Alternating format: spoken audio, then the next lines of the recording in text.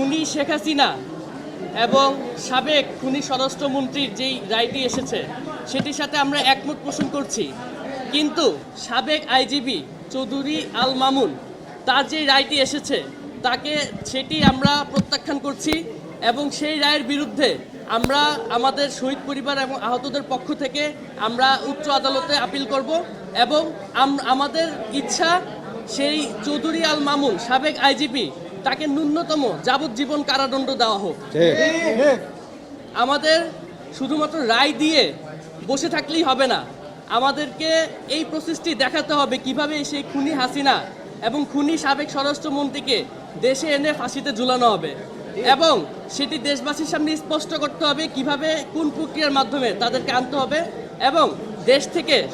এই কার্যক্রম যত শীঘ্র সম্ভব তত শীঘ্রই শুরু করার জন্য আমাদের শহীদ এবং আহতদের পরিবারদের থেকে এটি দাবি জানানো হচ্ছে।